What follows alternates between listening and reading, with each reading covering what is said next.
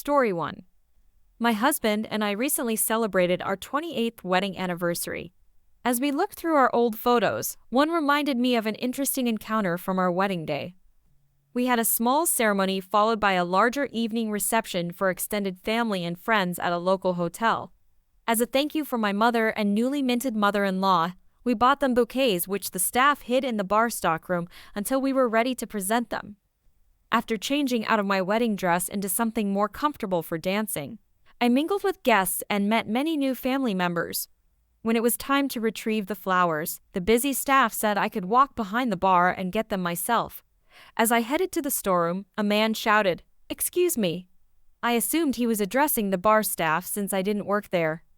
The man continued, "Where do you think you were going?" I replied, "Oh, to get the flowers." He insisted, "Well, that can wait. I want," and listed some requests I can no longer recall. I responded, "Oh, sorry, I can't do that. He interrupted, "Why can't you just serve me? I have been here for ages."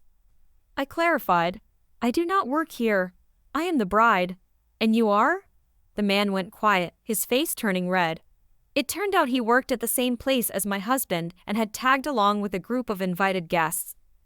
Despite this awkward encounter, it was a wonderful day, and we can still laugh about it together after 28 years of marriage. Story 2. I was standing in line to enter the supermarket when I noticed the person just ahead of me was a surly older gentleman wearing no mask or facial covering. Fittingly, he wore a biker jacket with a large patch that read "Screw Helmet Laws." The store had someone at the door, usually a teenager or an elderly greeter, whose job was to ensure everyone entering had a face covering as per their nationwide corporate mandate and our state law. As the man approached the greeter, who appeared to be at least 65 years old, she said, "Excuse me, you need a face covering to enter." He responded in a macho, authoritative voice, "No, I do not. It is okay," and attempted to walk into the store. The elderly woman insisted, "Actually, sir, you do. It is not just policy anymore. It is the law." The man began arguing about how it was an unconstitutional law and how the greeter was not in a position to enforce laws. Several minutes passed, and people further back in the line, unable to see what was happening at the front, grew restless and tried to see what was causing the delay. The man continued, "Look, you are holding up the line. If the masks really work, then everyone wearing one is safe, right? And if they do not, then why do you care?" The greeter, sounding desperate at this point, replied, "Well, sir, because I could lose my job if I let you in there." At this point, I decided to intervene. As a student who is not comfortable with confrontation, I had hesitated to speak up earlier, fearing I might make the situation worse. Instead, I took out my phone and started recording, thinking the man would be less likely to escalate if he knew he was on camera. What I had forgotten was that I was wearing a shirt from a 5K race sponsored by our local news station, which had Channel X Eyewitness News printed in large letters across the front. The man's wife noticed and exclaimed, "Good Lord, Howie, the news is filming. What if my work sees this?" The man turned to me and began insisting he did not consent to be on television. He launched into a speech about how we were all disregarding the Constitution and not respecting people's rights to bodily autonomy or privacy. I tried to explain that I was not with the news, but he persisted, "I do not care if you are on the clock or not. I do not want to be on camera, and I will not be forced to wear anything I do not want to wear.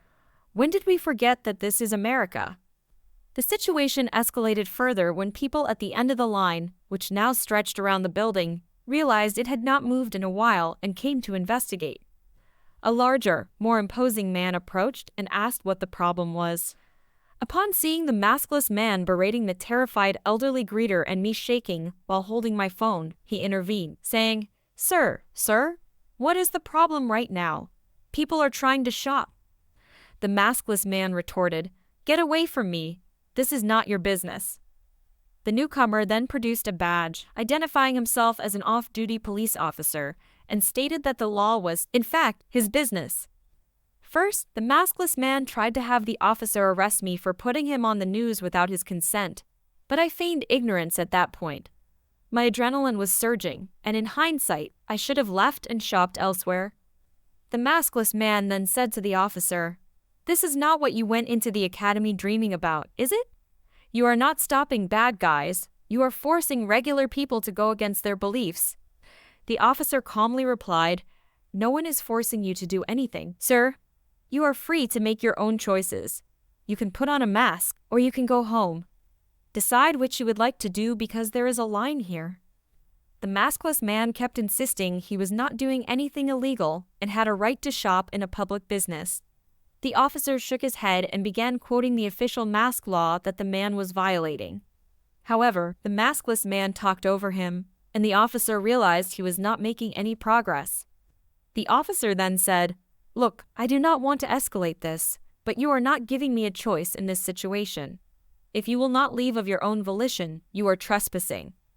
He proceeded to explain the consequences. The maskless man seemed prepared to stand firm, saying he knew he was in the right. But his wife, being more sensible, said, "Howie, are you insane? The man is a police officer."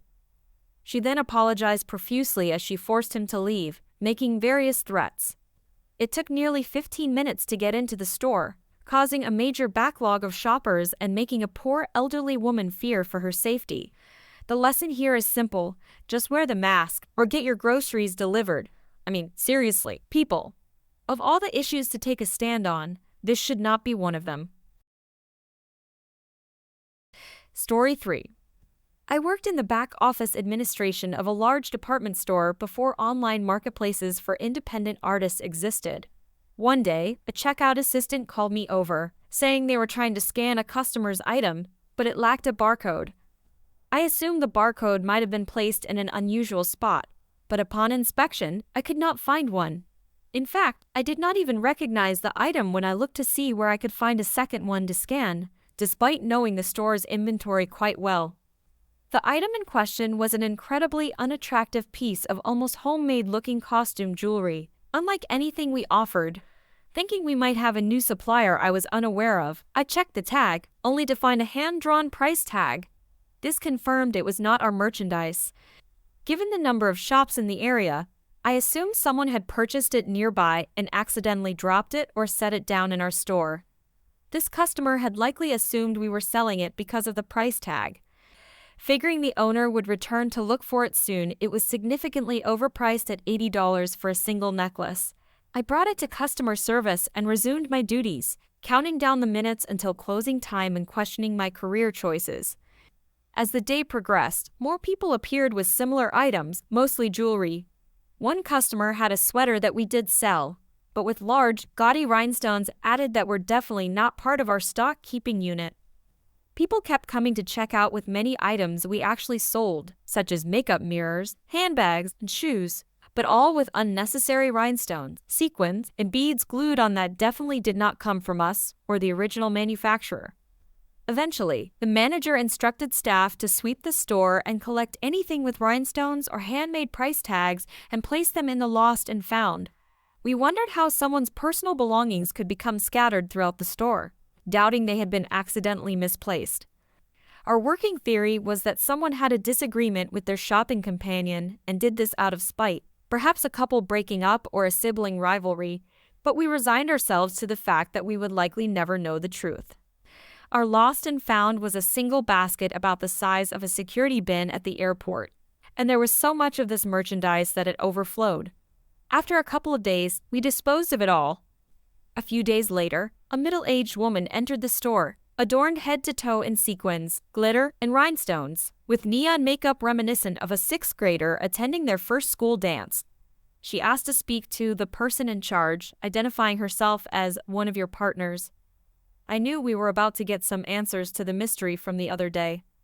I halted all my work, eager to hear how and why she had left half her wardrobe scattered around, and why anyone over 40 would voluntarily dress in such a manner.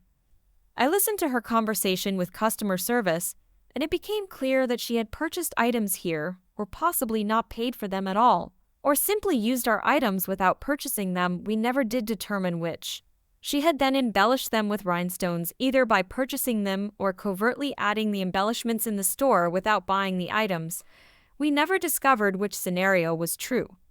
She had then returned the items to the shelves and now expected to collect payment after they were purchased at an inflated price, which she had added with her handmade price tags.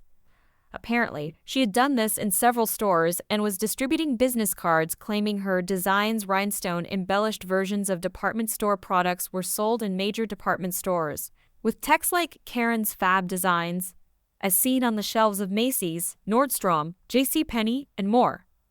The manager explained that this was not a consignment store and she could not simply leave altered products for people to buy and expect to split the profits with us. She seemed certain we must not understand that she had improved the items with rhinestones, thereby increasing their value, and was shocked when she realized we understood what she was saying but still did not want her doing it. She became irate, offended, threatened to break off the partnership that we did not want and were unaware of, and eventually demanded the items back. By this point, the most senior manager on the floor had arrived not because she had asked to speak to the person in charge, but because she was causing a disturbance, and none of us were sure how to handle being on her business card. Plus, everyone, regardless of seniority, was equally curious about the rhinestone mystery. He explained we had disposed of the items because she had not bothered to explain this arrangement to any of us, and we are not a pawn shop where you can leave personal goods for sale. A heated argument ensued. She presented us with two options. Go through the dumpster and salvage the things you threw out, or refund me the adjusted, inflated cost of the items you threw out. The manager then gave her two choices: leave or be escorted out by security. The manager was concerned about potential repercussions for disposing of all her items, as corporate policy dictated that we were supposed to retain lost and found items for 7 business days. So he offered her some coupons to end things on a positive note. She refused them and shouted at us that we needed to replace everything and pay for new materials to re-embellish them. At that point, the manager more firmly insisted she leave. She refused. Security had to escort her out. To our utter disbelief, she kept telling security she worked here, causing confusion because they had never seen her before. They were unsure if it was because she was delusional, or if she was from corporate, that is, someone who could terminate their employment. We had to explain to both security and her that she did not, in fact, work here and this partnership was non-existent. We reiterated that she could not sell her own products in our department store. She kept saying, "We can negotiate you a higher percentage. That was just my initial offer." Eventually, the manager gave up on explaining and stopped engaging with her. She attempted to enter the store every day for a week after that, to the point where we had a security guard stand near the door to redirect her before she could even cross the threshold. She managed to get in one more time through the fire door, setting off an alarm and forcing us to evacuate the store. We made it clear that next time, the police would handle her. I guess some other stores had already made good on that threat, so she stopped coming. However, she continued this behavior elsewhere around town for several weeks until she was blacklisted by every store, from high-end boutiques to discount stores. I do not know if she did not understand how stores operated or simply did not care, but she created a lot of extra work for us. I will say this: many people were coming to the register to purchase her items, and that department chain is now bankrupt, so she probably has a lucrative online store and is having the last laugh. Story 4. This is what I get for going to the store instead of ordering groceries for delivery. With the current health crisis, I have been dutifully staying in my apartment like a responsible citizen and limiting any time I spend outside. Unfortunately, this has been detrimental to my partner's mental health, and the depression is palpable. So I decided, enough is enough. We both enjoy food, and he likes cookies.